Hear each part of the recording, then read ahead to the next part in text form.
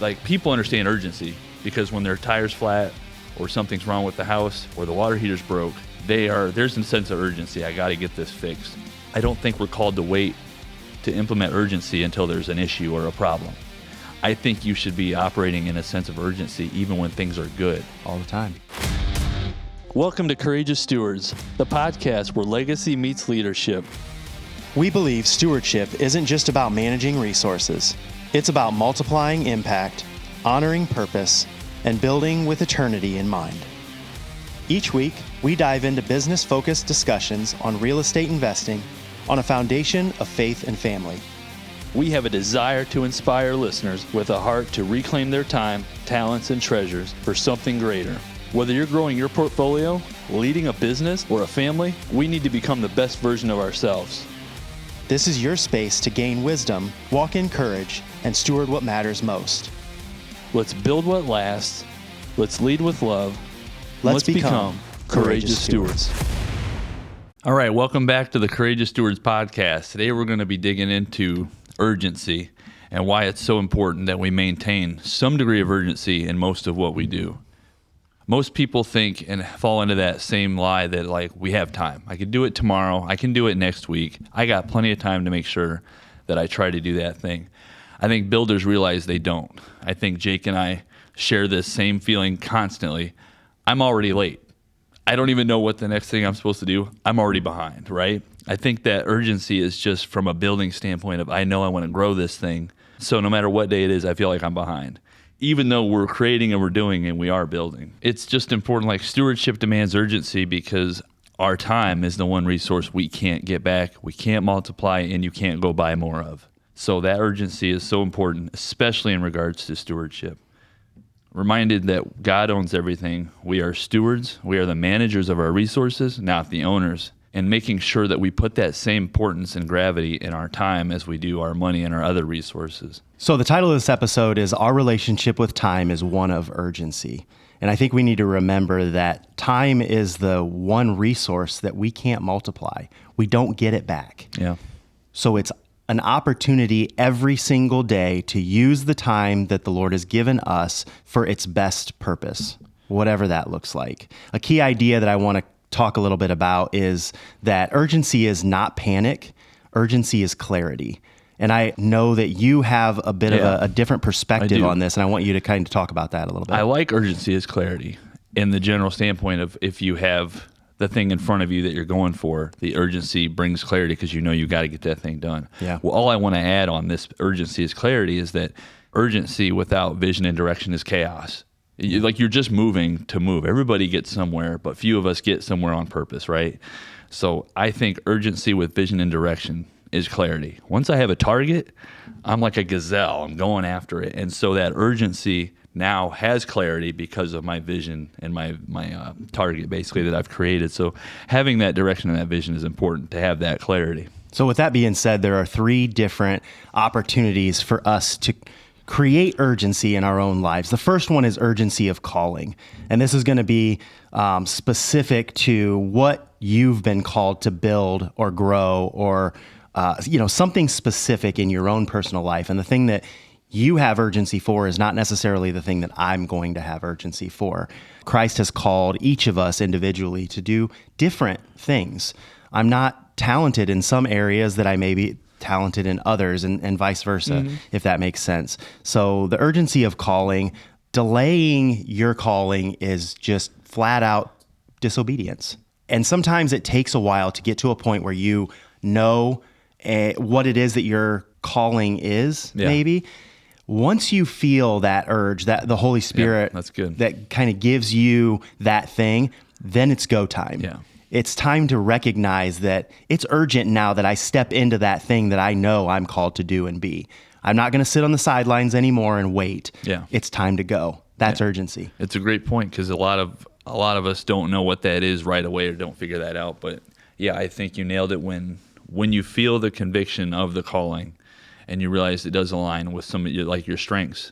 It is important that you find that sense of urgency because now it does matter because God has that plan for you. So true. And then just everybody has someday. It's always Someday. Oh, I know it. I can't express enough how expensive that word someday really is when it comes down to a calling or a plan or legacy, right?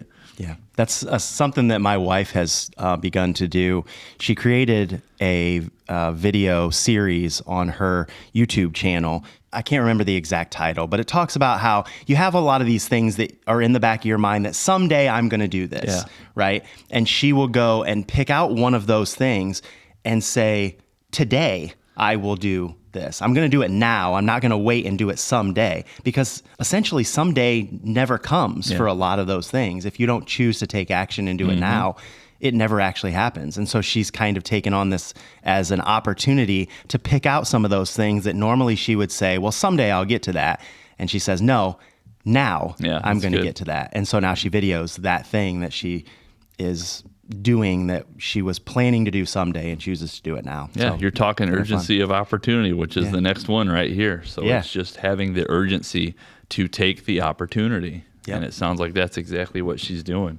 Yep, so that's number 2, urgency of opportunity. We need to remember that the window for action is always, I mean this, it is always smaller than you think. Yeah. Deals don't wait, markets shift, people move, things are continuously moving and evolving, so the window is short. Urgency of opportunity, when you have an opportunity arise, it's time to step through that door. Yeah. When you recognize, don't sit back on your laurels and do nothing. Take action. I talk about this all the time, and this particular subject really hits home with me because I kind of drive this home in a lot of our podcasts, that the time for action is now. Stop waiting, go do something. Even if it's something small, just start taking steps one at a time, one foot in front of the other, and eventually you'll look back and go, wow, I've come a long ways in a short period of time, and I didn't even realize it. All I was doing was taking little small steps. Yeah. But you recognize that there's a sense of urgency in whatever it is that you're attempting to achieve, and you don't get there by doing nothing. You don't get this time back, so keep moving forward. Do something. And when the opportunity arises and it makes sense and you can see it work out and you've prayed, maybe you found peace in it, move and figure out how to make it happen. My year this year, I've talked to you about this. My word for this year was stability. We were just going to stabilize the business. How'd that work out for you? Went up 8 doors in 3 months. It was because opportunity showed up, and I had to see. I prayed about it and everything, and it was like, I think God was just like saying, yeah, that was your word, but here's these opportunities. And so I have to move. I had to have a sense of urgency. And it was this thing where I was planning to just build slow and stabilize and take a year. And God dropped this one, dropped that one. And then I got that phone call for the one deal. And it was like, okay, I guess we got to figure this out and make this happen. So he wanted us in a season of scaling, and I wanted a season of stability. But opportunity was there, and I took urgency behind that. And I said, we got to get these. We got to lock these up. Same thing happened for me. It was very, very similar. I thought, I got to year 3, I think, and thought, I need to slow down a little bit. I need to get my head on straight. I need to put some operating procedures in place. I need to just kind of relax a little bit. At that time, I still had a full-time job. And you were doing a lot. I was doing an awful lot. And so I thought, you know what? It's time to slow down. Yeah, the Lord was like, no, that's not happening. I got more for you. Here you go. Here's another one. Are you going to step through this door so that I can multiply that? And there's a reason for that, and that's our third one on this list. Yeah, which is an urgency of legacy. Yeah. Maybe the most important one of all. The urgency of legacy. What are you urgently pursuing in your legacy so that it grows and continues to multiply your impact for generations? Yeah, it's so good. I think would be a good way to put it. Your kids are going to grow up. They're growing up now. Your marriage needs relationship now. Yeah. Your team needs clarity now. You don't get these years back. Right. The 10 minutes that we just came out of, we don't get it back. The rest of the day today, after this podcast is over, what are you going to do to make it effective and impactful? Because we're not going to get it back. Yeah, great question. And so going back, urgency, I think it's interesting. I think when most people think about urgency, it comes with a package of a problem. Like, people understand urgency because when their tire's flat or something's wrong with the house or the water heater's broke, there's a sense of urgency. I got to get this fixed. I don't think we're called to wait to implement urgency until there's an issue or a problem.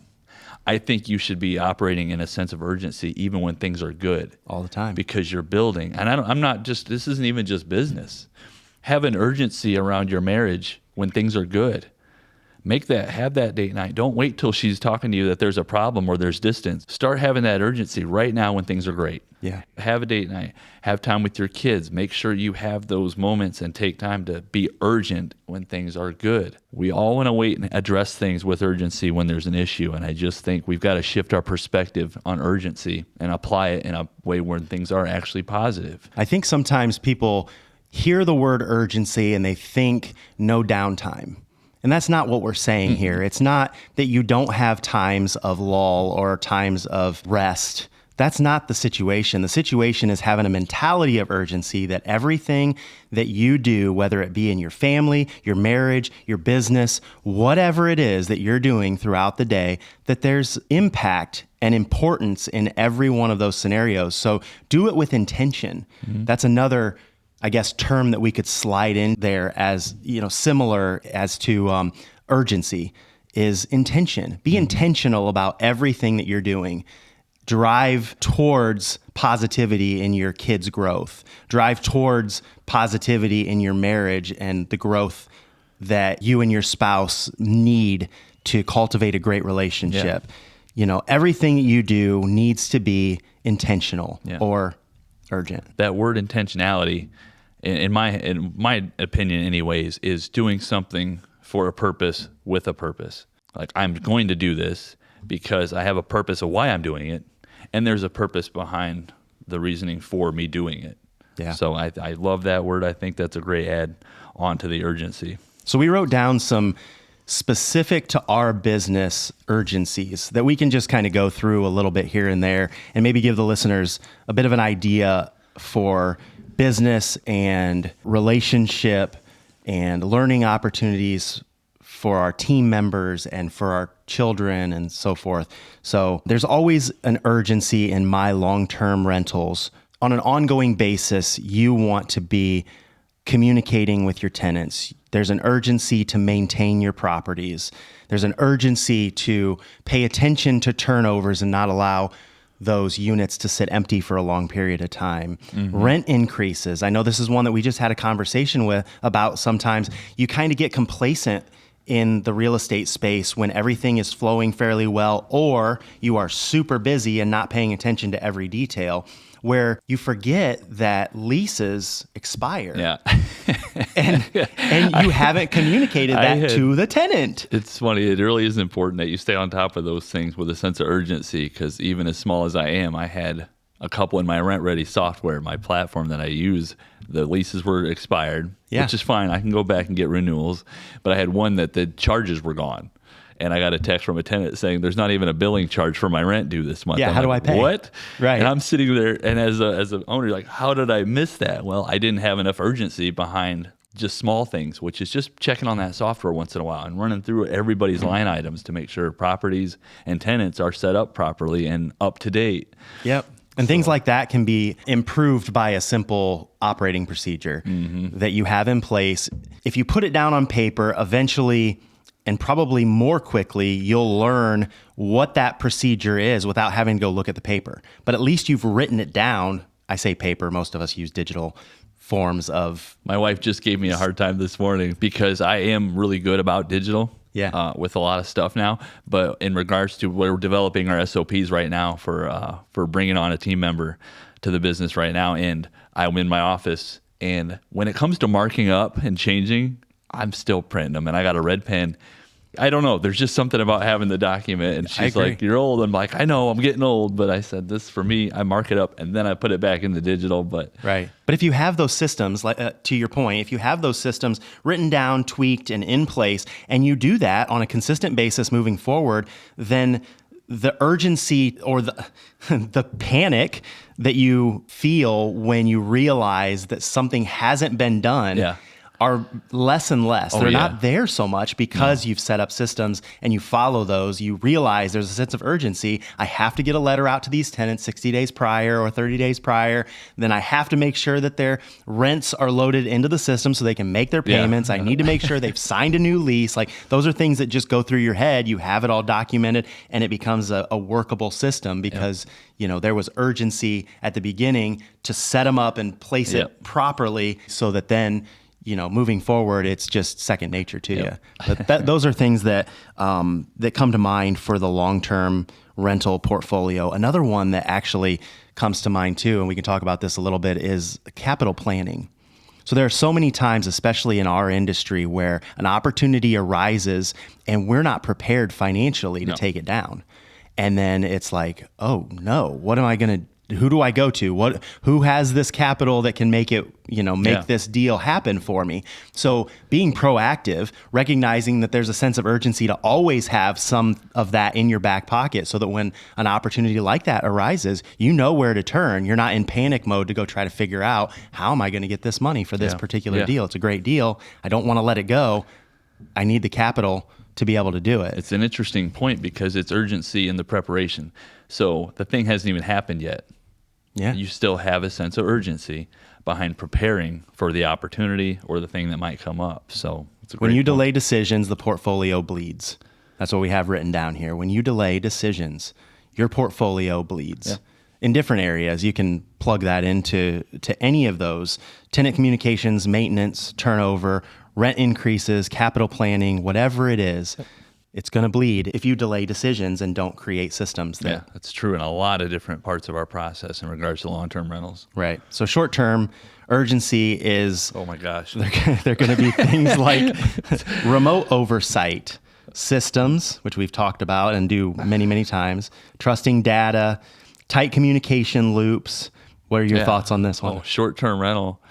It's another ball game. You had talked to me about that very early on in regards to shifting from long-term rental to hospitality, and you talk about urgency. Like, I've had to leave my house at night to go to the Airbnb to check on something, at least to be present, see if I could do anything for it, and then make sure we get something scheduled. And your long-term rentals are a little different. There's still urgency. There are emergencies that arise, but you've got to take care of your guests, and you've got to get that 5-star review, and that requires a high degree of urgency whenever something happens at the short terms. In this particular instance, urgency on the short-term side is almost to the point where it's not an urgency of doing something in the future. It's an urgency of doing it already in the past. And what I mean by that is you should have already communicated X, Y, and Z to your short-term tenants so that they already know and they don't have to ask. With your long-term tenants, you can kind of communicate on an ongoing basis. But from the hospitality side, they need to know everything ahead of time. Yeah. Not when they get there and they ask you 4 or 5 questions that you haven't answered for them yet. It's an urgency of communication prior to. That's good. And it's really important that people recognize the difference there between short-term and long-term, where your oversight to communicate something can cost you a guest. Mm-hmm. It can cost you financially. It can cost you a high rating. It's very impactful that you are ahead of where even you think you should be with your guests. That's a great way to say it, because we have the Airbnb and we bought a smart stat for it. It was like a Google, like an Alexa stat of some sort. And it's a smart stat, so I can change it from home and everything. It's great, but they're very simple on the user interface. And so I've been texted about that. You should have instructions for this somewhere for us. And I'm like, and after he said, I was like, oh my gosh, you're right. It's just a blank white thermos. You have to actually touch it to get the lights to turn on. Yeah. Then you have to know what to push to get to the setting you want. So I was like, that's a great point. Thanked him. But that just speaks to what you were saying, like thinking ahead of that information and being like, no, they may not. It's not as intuitive maybe as I think it is. Yeah. Or maybe I get it better, but not all your guests are. So get them those information that you even think are unnecessary, because if they don't need it, they won't care. Yeah. It's when they need it and you go, well, they probably won't need that it becomes an issue. In this regard, when you think of a higher end hotel and you walk into the hotel and they have a placard on the wall that explains XYZ and how to handle the thermostat or, I don't know, any one of many, many systems that you may encounter, those great hotels have everything spelled out for you. And they've done that because of situations like that where guests have come to them and said, you don't have a process for this and we don't know how to use it. We're paying you hundreds of dollars. Yeah. So big companies like that put processes in place because they recognize that there was a gap in communication there. And so moving forward, we can resolve that by doing this. So why not take what they're doing so well now? They've already learned that from their other guests and implemented it nationwide, sometimes worldwide. Mm-hmm. So why reinvent the wheel? Take those efficiencies and plug them into your own short-term rentals. So I know that's kind of running down a rabbit trail a little bit, but at the same time, we don't ever do that. Yeah, we don't ever do that. But at the same time, those are some good pointers. Out-of-state investing punishes slowness. I have some out-of-state properties, and if I'm not on the move at all times, my wife handles a lot of those short-term communications and communicating with our cleaners and making sure everything is stocked and all that kind of stuff. And if we're off by even 1% for very long, we get too far away from what's happening there. And then it's much, much harder to come back and say, oh, shoot, we should have done X, Y, Z, and we haven't done it yet. And now our guests are complaining about whatever it is that we forgot to do or whatever. So it's really important that you remember the urgency in your short-term rental side. So on the Courageous Steward side, our partnership. Urgency is partnership alignment. It's weekly rhythms, decision-making speed, capital deployment, storage, commercial acquisition timelines. Like it's really about communication between you and I on this front, where we are consistently communicating on where we're at, where we're going, and making sure that we're moving the needle at least 1%. Every opportunity that we get, we're continuing to improve. Yeah, we both have a big sense of urgency around communication. It's almost like a race of who can respond to the other's text faster than the other. Yeah. Which is great. And I think a lot of times our rhythm and our decision making is pretty on point with each other. We at least communicate. And but it has to be urgency because the opportunity comes and then you and I got to go look at a building or something. And it's oftentimes like, okay, let's put in X offer. Mm-hmm. And then we move. And we've got to be able to talk, have that urgency, make the decision. And then again, like you were saying earlier, having the urgency to prepare, which means we have capital to an extent anyways on hand for those opportunities. And I think those are all great examples of where urgency is inside of our partnership. Yeah. I want to take an opportunity here to honor you and your son for how you've taught him to communicate so well. Both our boys run a business that Sean and I own. It's a landscaping business, and so we communicate a lot with them because they'll do jobs for our properties as well. And Sean's oldest son is very, very good at communicating with us via text or phone call. If we have a question or something that's urgent and we text Brett, he is very quick to get on his phone, text us back, give us answers, ask questions that he doesn't know the answer to, really good at communicating. And so that's very, very sought after and helpful. Yeah. I know for you and I, it's really important.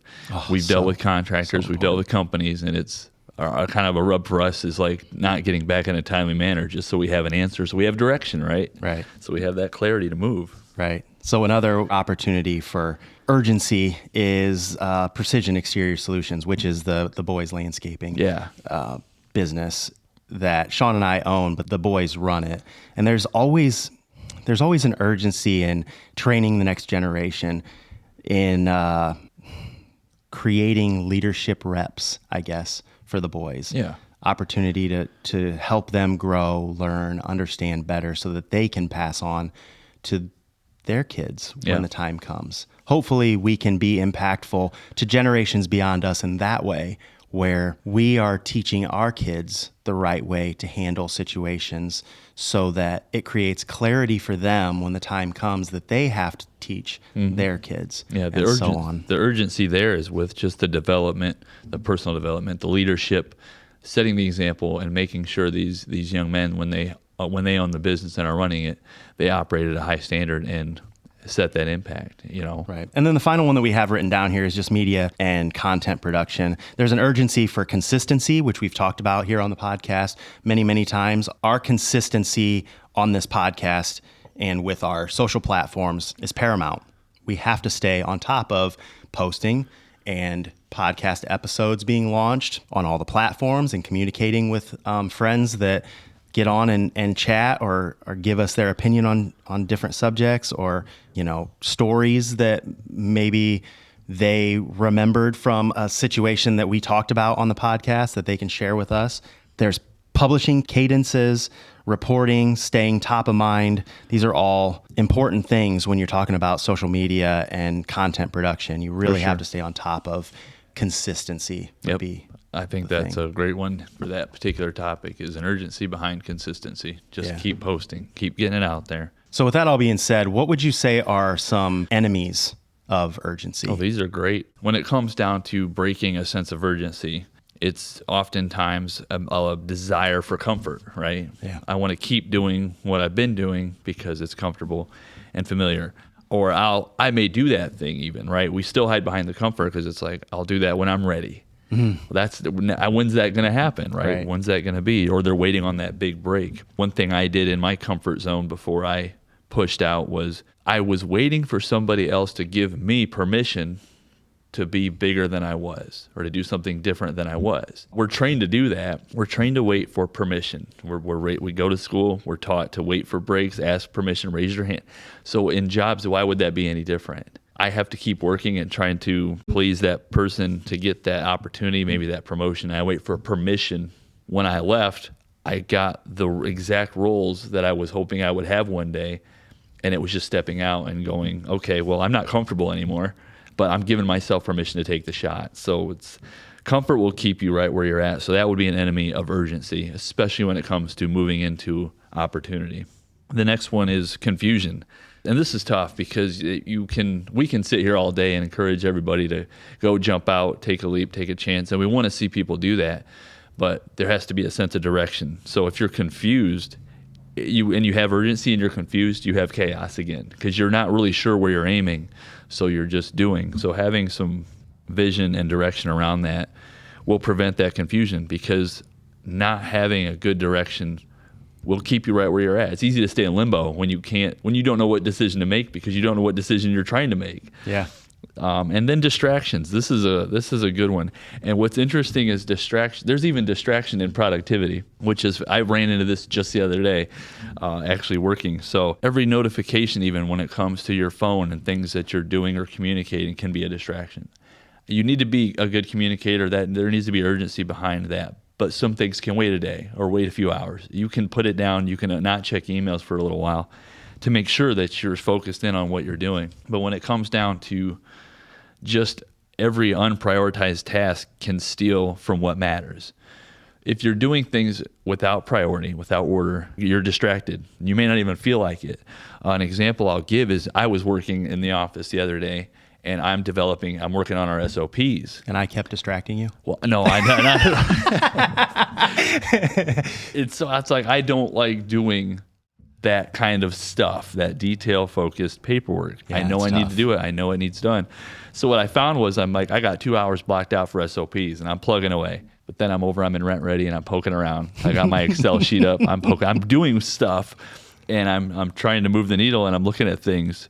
But I'm doing everything else besides the thing I need to be doing. So a productive task can still be a distraction, because the bigger goal here is we need some SOPs and some systems, because we want to bring somebody else on to unload us so that we can grow the business and scale it efficiently with our gifts. Yeah. So I know the importance of it, but I'm sitting here thinking I'm still doing stuff, but I'm putting off the thing that's important. So even that can be a distraction. And then the big one is fear. You're talking about fear. I've heard a lot of different acronyms. False evidence appearing real, and I think that there's truth in that. And then there's two avenues that you can take when you feel fear or that false evidence appearing real, and that is that you can face everything and run, or you can face everything and rise to it. And we want to encourage our listeners to face it and rise to it. Figure out a way to rise to the challenge. But oftentimes fear is just simply, everybody wants that 100% guarantee. I'll do this, but I want to make sure everything is right before I take the leap. I know you and I have operated on decisions on 60% that may work. Yeah. We're okay, let's roll the dice. Yeah. This might work out. It could go sideways. There's about 60%. You got to be willing to shoot for 60% sometimes. I'm not saying don't mitigate your risk, don't do a little research and understanding, but don't let fear keep you stuck from shooting at the opportunity. Because there's so much fear in making the wrong decision, but that leads to no decision, and no decisions can cost you way more than even the wrong decision. There's one thing that I'll say about each of these 4 items that Sean has brought up here, and that is just get comfortable with being uncomfortable. If you can just get comfortable with being uncomfortable, you'll begin to take these challenges head on. And they won't be challenges as much anymore. Fear out the window because I'm comfortable with being uncomfortable. Distraction out the window. I'm comfortable with being uncomfortable. Yeah. Confusion. I'm comfortable with being uncomfortable. Yep. I'm going to figure it out. And comfort. I'm comfortable with being uncomfortable. Yeah. I'm going to pursue this. I love being uncomfortable because it challenges me to grow and improve and get better. And that's the goal. You can start to frame your mindset around these as not problems, but opportunities. I don't need to stay comfortable all the time. I have an opportunity to be uncomfortable. Absolutely. So I totally agree with that. That's a great point. So let's give the guests some tactical framework here real quick on how this can be applied in their own life. Repeatable systems maybe that we can dive into just for a few minutes. Well, we operate number 1 all the time. Decide fast and adjust fast. This is how we live. Like number one, it's pull the trigger. Ready, fire, aim. We say that all the time. Yeah. We shoot and then we go back and dial things in afterwards. We do. You know? And so, and it has served us well. A good example is jumping into self-storage, buying our first facility, not really knowing. We did some research, we did some homework, but it still could have not worked. But the truth of the matter is, even in this situation, we've had multiple times where we look at a deal and we're like, well, we know how to run the numbers, kinda, but there's always that thing in the back of your head that's like, did I run all the numbers right? We haven't done this before. Yeah. And even though we have done this the one time, it's like every deal is different. They are. There are so many variables, but we have just decided that we are going to take action. Yep. If we do it 75% right and we miss something over here, hopefully it's not catastrophic. Yeah. I don't think it will be. We haven't come across that. You do the best you can with what you've got, but you're going to continuously learn as you move forward and grow and get better at things. But that doesn't mean you don't do it because you're not at A+ level 100%. You do it now so that you can eventually get to A+ level 100%. Yeah. You just have to keep, continuing to move. So decide fast and adjust. This isn't about jumping at every opportunity and just saying yes to everything. It's not what we're saying. Do your diligence. Even a quick no is better than waiting. That's decisive. If it's not the right thing, that's decisive. The decision is no and move on. Right. Fast feedback loops, meaning communication. We need to have constant communication, and you do too, with whoever is in your corner, whether that's a spouse, whether that's another family member. Like my dad has been my close source of communication for many years in the real estate game. Is he interested in real estate? Not really. But he's somebody that I can go to and say, hey, this is what I'm dealing with. These are the situations. This is how I'm handling it. Poke holes in it. Yeah. What's the problem here? And now you and I have begun to have that rapport in our own businesses, both our separate businesses. Now we're coming to each other and saying, I know there's probably something here that I'm missing. Tell me what it is. And vice versa. In our own business, we're saying, hey, I don't know how to handle this. How would you handle it? Yep. Well, I don't like the way you're doing that. Let's do this. Okay. Yeah. Have some real conversations and have consistent ongoing feedback and meeting. Like get together, circle up, see it as a team. But always be willing to share some of that critical input, but also that encouragement. Right. I would encourage you in the same way with your relationship with your spouse and your children. Have those real talk communications with them about how you handle things and how you can handle things better. Mm-hmm. I would say most kids would welcome a conversation that started with, I feel like maybe I don't always handle things the best way. Sure. What are things that I do that you don't align with, that are challenging for you to accept when I challenge something that you're doing that isn't appropriate? How can we have better conversation so that you receive it better and I can give it better? Yep. Those kind of talks go a long way, I feel like, with kids. They do with my kids. Same thing with a spouse. It's like, how can our relationship get better? I know that I'm not perfect. There are a lot of things that I do wrong, and I don't recognize that I do them wrong because this is just me. Yeah. I'm human. I've handled it this way for a very long time. I love you, but poke holes in our relationship and some of the things that we can work on doing better. Mm-hmm. And then as long as we have open dialogue and the willingness to receive some of those constructive criticisms and challenges, we can move forward to build a better relationship. That's what my wife and I have done. Yep. So, and I know you guys do the same thing. You have open lines of communication about We have things. some real talks. We have one-on-ones. Sometimes we sit down, the three of us will sit down, or the four of us will sit down and just have some real conversation. It's okay to feel things and have rubs and to be frustrated at times. It's just how you respond to it and how you treat people when you're in those seasons. Right. So time blocking we talked about. We don't need to touch on this one too much. But I just you have something you want to talk about there? Yeah, I do. Because okay, go real for quick it. on time blocking for stewardship. We talk a lot about giving our resources, our time, whatever that is, and stewarding it. Yeah. I think that's important. But I really want to come back and get the listeners to understand and appreciate that there's this system of, my dad always talked about it growing up. It was from a financial standpoint, you pay yourself first. That means you invest in something, you save some money, and then you pay your bills. A lot of people will take their time, their money resources, they'll pay all their bills and everything, and then whatever's left is what they get. It's backwards. And it takes time, and you have to budget to plan it. You have to be intentional, like you were saying earlier, with that pay yourself first. But more importantly, when it comes to time blocking and stewardship, we always have to be developing ourselves. I think it's incredibly important that when you are taking time to block for stewardship, you give yourself that time first. Yeah. That's your morning of getting up. That might be praying, exercising. That might be studying a new skill. You give yourself an hour or so in the morning to just develop you, then your day starts. Yeah. I see so many people get up last second, eat, grab a bar on their way out of the house, shoot to work long days, run the kids, come home. All you have left to invest in yourself are the very scraps that are available because you've now given everybody else your entire day and all your time. You're no better. You're the same as you were yesterday. It's so important that we make sure we make time for that. I watched my dad work a lot of hours, a lot of years, and I was thinking the other morning, he was getting up at 3, working until 7 at night. Yep.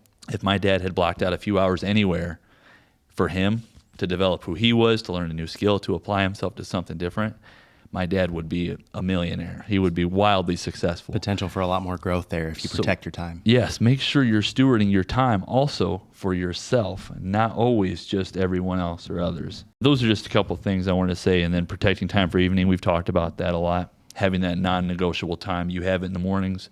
We have the Tuesday thing we do with our family. You do not get in that space, and that's important.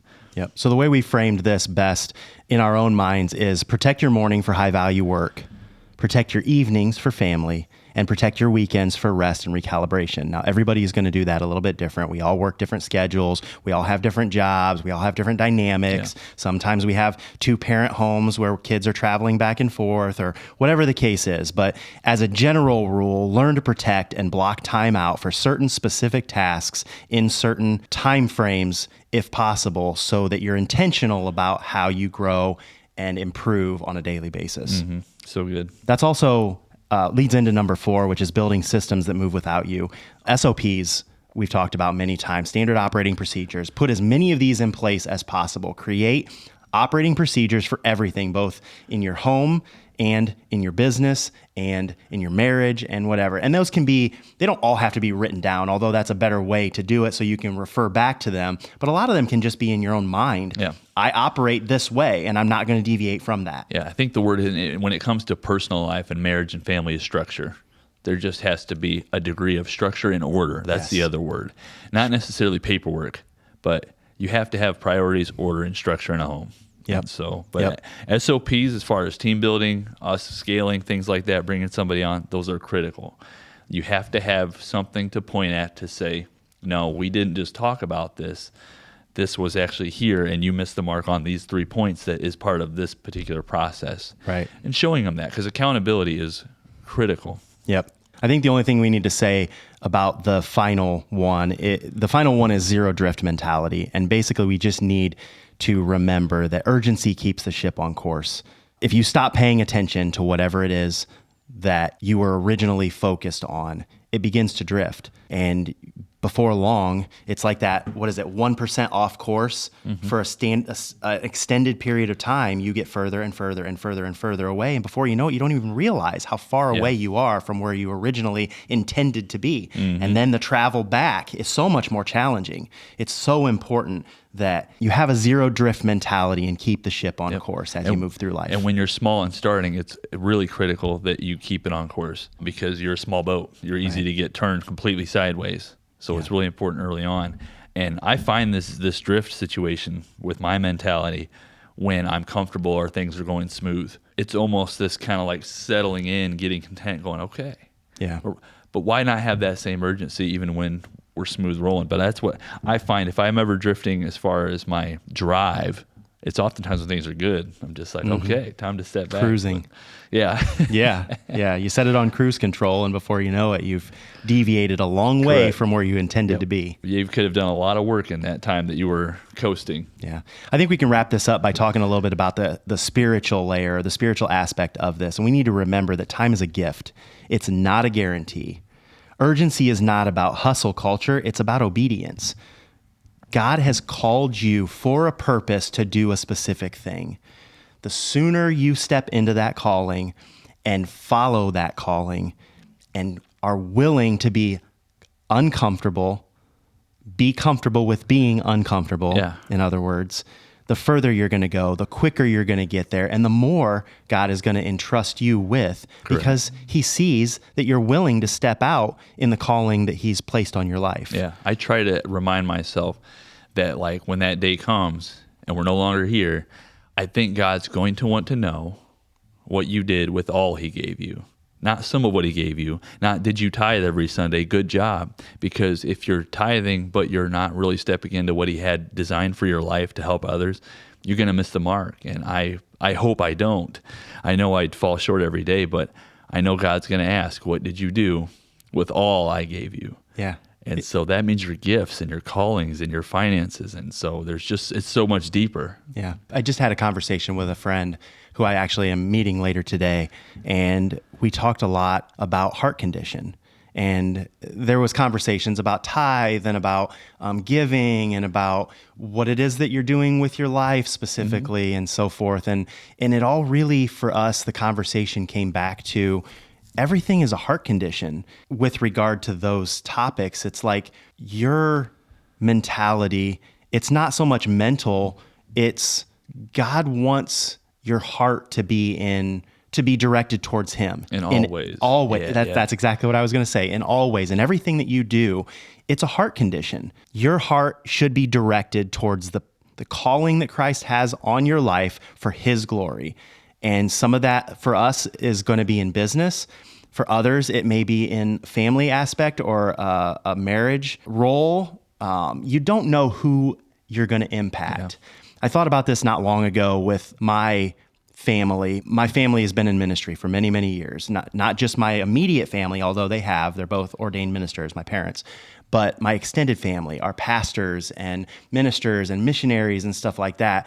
And I have just thought back a lot lately on the impact that they have, and they don't even know. They will never know. No. And the same is true for all of us. Yeah. You don't realize the impact you're going to have at Walmart today by carrying the groceries out for that lady who had 3 kids and couldn't get everything, and them rallied into the van. Yep. You know, those little things, they may mean nothing to you, but that impact could land that family in church, and one of those kids could be a missionary and the next Billy Graham because of what you did. You know what I mean? Let's go. It's wild to think the impact that you could have because of the small things that you do. So Psalm good. 92 verse 12 says, "Teach us to number our days that we may gain a heart of wisdom." I go to that one a lot. I think it's a really cool scripture, and it's one that we should meditate on. I want to read it again. Psalm 90, verse 12. "Teach us to number our days so we may gain a heart of wisdom." So good. That's one that I think we can begin to end the podcast on. I want to give some action steps in some of these different areas that we talk about regularly. In business, I would encourage you to make a decision you've been avoiding. Just make one decision that you've been avoiding. In your family, have one intentional conversation tonight. Doesn't have to be tonight, but very soon. Choose to have one intentional conversation. Financially, move one step closer to clarity. Create a budget where there wasn't one. In faith, spend 10 minutes in quiet reflection. Break open your Bible and start reading Psalms, Proverbs, Romans, a scripture that helps to guide you in a positive direction. And then legacy, teach your kids one thing you wish you learned earlier. I love doing that one. We do that one regularly. In fact, my middle daughter just said, why does everything have to be a teachable moment? It has to. So I used to think the same thing about my dad growing up. I'm like, Dad, why is everything a lecture and a lesson? Can't we just talk and we just hang out for a minute? But I think it's just the heart of a parent. It is. It is. Remember, we don't wait for time. We steward the time we've been given. And it's important that we recognize that and pursue that stewardship every single day. Yep. We don't get the time back, period. And unfortunately, we're all going to die. So it's important that we use the time that we have for the greatest impact we can while we're here. Yeah. You're the only one who knows your calling. You're the only one who can pursue your calling. I can't pursue it for you. Yeah. I can pursue mine. So it's vitally important that you realize and recognize there's an urgency with time. Yep. You don't get it back. So go use the time you have effectively for His glory. We hope that this has been encouraging and impactful to you in some way. We look forward to bringing the next episode to you. We've run a little bit long on this one, and so we're going to jump off here real quick. But we're blessed that you guys have listened to us. Hopefully you can jump in and communicate with us on how you're using your time wisely to impact others for Christ through the calling that He's put on your life. We love you guys. We look forward to talking to you next week. We'll see you later. Thanks for joining us today on Courageous Stewards, where legacy meets leadership and faith fuels the journey. If this episode stirred something in you, share it with someone who's ready to step boldly into their calling. Subscribe, leave a review, and stay connected as we continue to explore what it means to lead with conviction, serve with excellence, and build with eternity in mind. So until next time, keep showing up, keep stewarding well, and remember, courage isn't the absence of fear, it's obedience in motion.